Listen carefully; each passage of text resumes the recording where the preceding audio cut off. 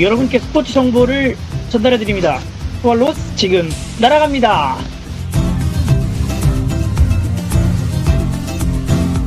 안녕하세요. 스왈로스가 오랜만에 돌아왔습니다.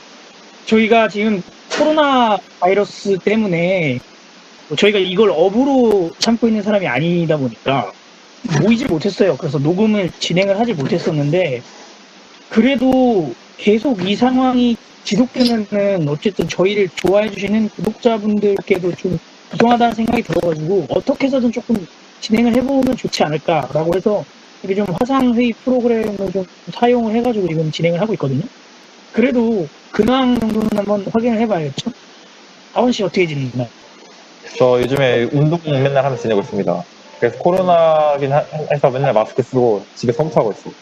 근데 다원 씨 왜 마스크 쓰고 있어요? 저 지금 이제 코로나가 위험하다는 걸 알려드리기 위해서 이제 마스크를 쓰고 녹음이 임하고 있습니다. 뭐 기자도 아니고 기자 정신이 이렇게 탁탁한지 모르겠네요. 그러게 말입니다. 그럼 민수 씨랑 채원 씨는 어떻게 지냈어요? 오랜만에 부모님이랑 좀 같이 시간을 좀 많이 보냈어요.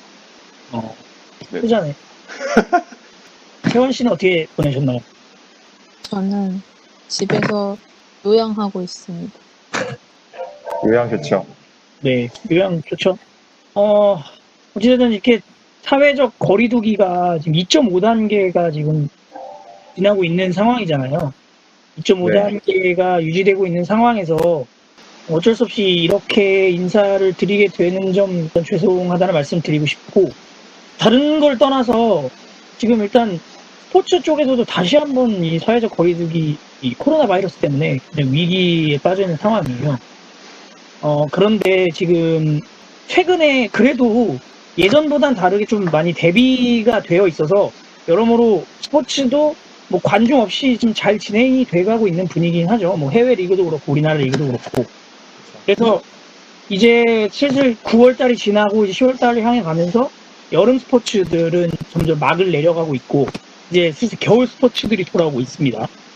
그 소막을 알린 게 얼마 전에 있었던 제천에서 열렸죠. 코보컵이 있었습니다. 네. 채원 씨가 바로 미소를 띠는데 아무래도 배구 팬이니까 그렇겠죠.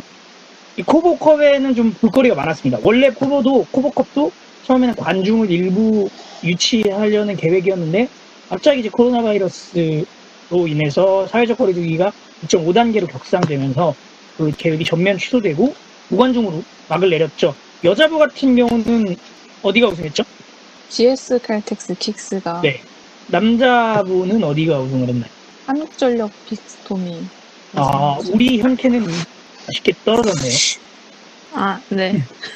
네, 맞습니다.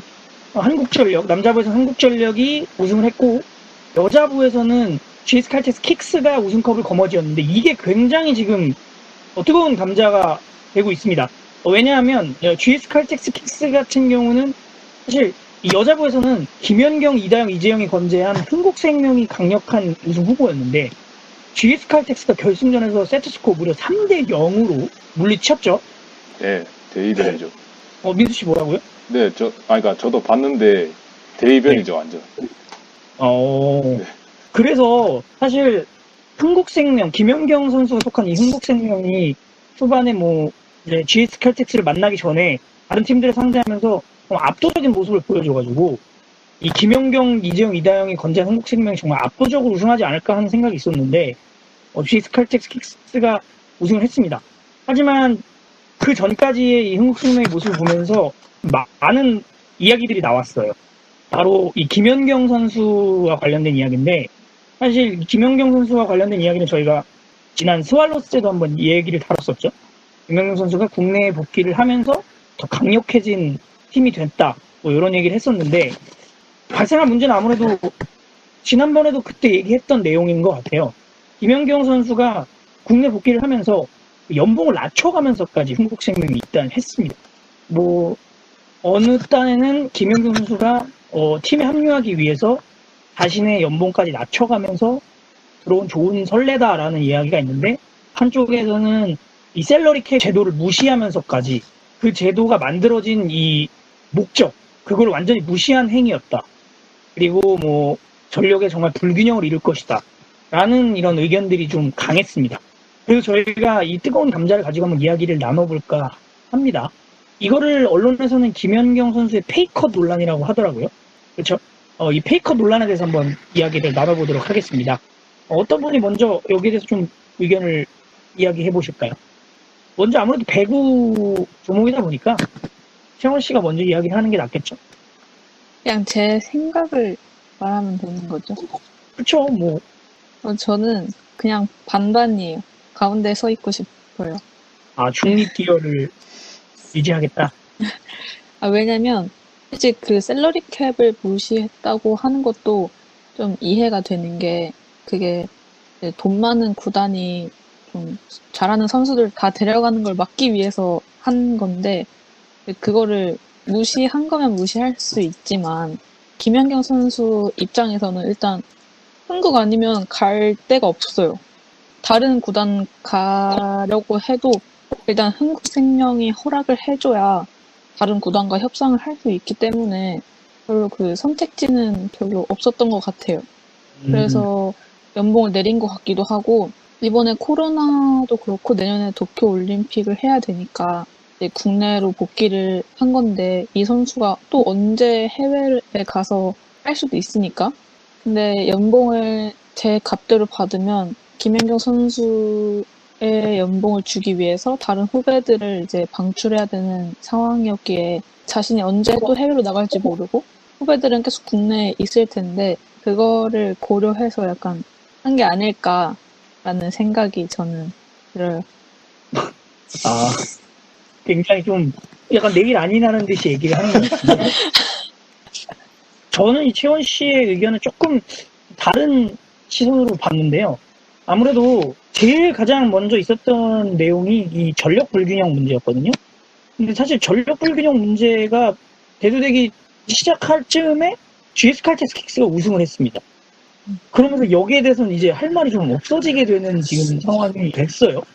근데 그런 걸 떠나서 어찌됐든 셀러리 캡 제도라는 게 동등한 금액으로 동등한 전력을 유지를 하자라는 거잖아요.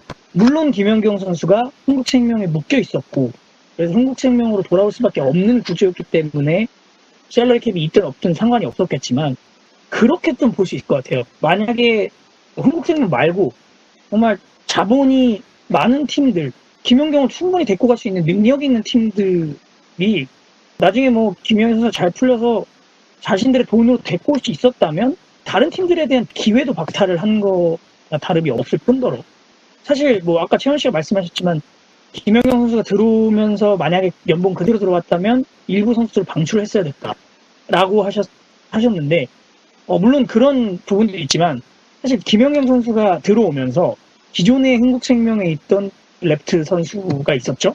원래 정말 유망 신인이었어요. 아마 리그 신인상도 몇 번 탄 선수로 알고 있는데 그 선수가 지금 벤치에 앉게 됐습니다.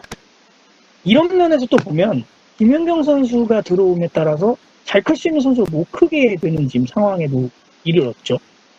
그런데 이런 문제는 사실 뭐 시너지 효과를 내면서 나중에 해결할 수 있는 문제인데 제가 생각했을 때 가장 큰 문제는 여기 있다고 봐요. 김연경 선수가 어쨌든 3억 5천만 원의 연봉을 낮춰 들어왔습니다. 자, 김연경 선수가 1호예요. 해외에서 다시 국내로 유턴한. 혹여나 나중에 뭐 이재용, 이대환 선수가 될 수 있고 다른 선수들이 될 수도 있겠죠. 그 선수들이 해외에 나가서 유턴을 할 때 김연경 선수와 같은 태도를 강요받을 수도 있다는 종류. 저는 이 부분이 좀 제일 클 거라고 생각을 해요. 왜냐하면 김연경 선수는 정말 우리나라 상징적인 배구 선수인데다가 이 선수가 사실 하는 행동 하나하나가 역사잖아요. 배구에서는. 그런 부분들이 다른 선수들에게 영향을 미친다. 만약에 뭐 이재영 선수가 해외에 나갔다가 국내 돌아올 때 다른 구단과 협상을 한다고 칩시다. 야, 김연경은 이만큼 받았는데 너도 후배들을 위해서 연봉을 낮춰줄 수 있잖아. 이런 강요가 계속될 수 있다는 거죠. 이런 부분에 있어서 조금 김연경 선수가 만약에 정말 후배들을 생각을 한 거라면 조금 더 깊게 생각했을 필요가 있지 않을까 하는 게 제 의견입니다. 다른 분들 생각은 어떠신가요?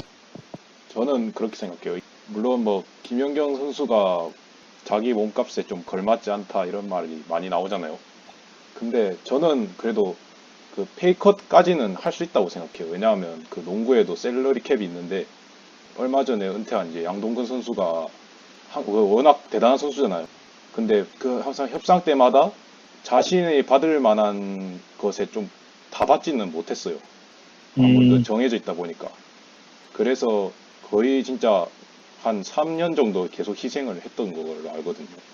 그래서 그런 거를 봤을 때는 그 충분히 그 정도는 셀러리 캡 전략으로 이용할 수 있다라고 생각을 하는 입장입니다, 전. 근데 제가 찾아보니까 흥국생명 구단 측에서 그런 말을 했더라고요. 원래 그 룰에 보면 선수가 광고를 찍게 되면 그 반을 구단한테 줘야 한다 하더라고요. 근데 흥국에서 그걸 아예 그냥 김연경 선수한테 다 준다고 그런 말을 했던 걸 봤는데, 네, 그건 이제 좀 잘못되지 않았나. 그게 오히려 더 편법이라는 좀 그런 걸 그렇죠. 좀 부각시키지 셀러리 않았나. 캡을 악용한 사례가 될 수 있다라는 거겠죠. 네. 그래서 그 점에선 제가 좀 네, 실망을 한 게 없지 않아 있습니다. 저 같은 경우에도 뭐 김연경 선수가 이런 행동한 게 뭐 나쁘다라고 할 수는 없을 것 같아요. 왜냐면 영향을 어떻게 보면은 그런 셀러리 캡의 그런 부족한 점, 빈틈을 파고든 거니까요. 그래서 저는 좀 아쉬운 게 있다면 김연경 선수가 과거에 했던 발언과 이번에 한 행동이 참 달라서 아쉽다는 생각이 드는데요. 2018년이죠. 김연경 선수가 당시에 SNS에 대한민국 셀러리 캡 제도가 조금 이제 더 상향되어야 한다, 증가되어야 한다라고 글을 올렸었어요. 근데 그게 이슈가 됐었고, 그리고 뭐 김연경 선수의 그런 얘기 내서 그럴지 모르겠지만 결과적으로는 여자 배구도 남자 배구도 같이 올라갔죠, 셀러리 캡이.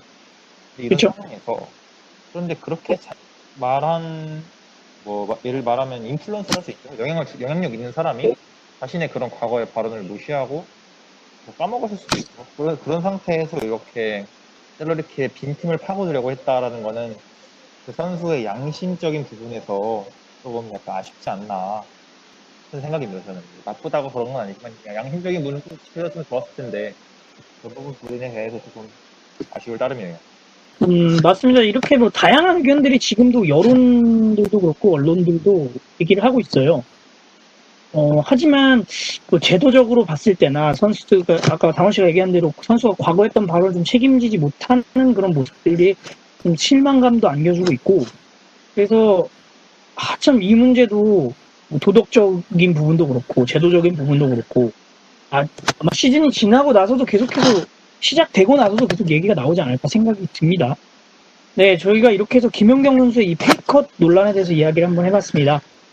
다양한 의견들이 저희 사이에서도 존재하고 언론에서도 다양한 의견들이 존재한 것 같아요.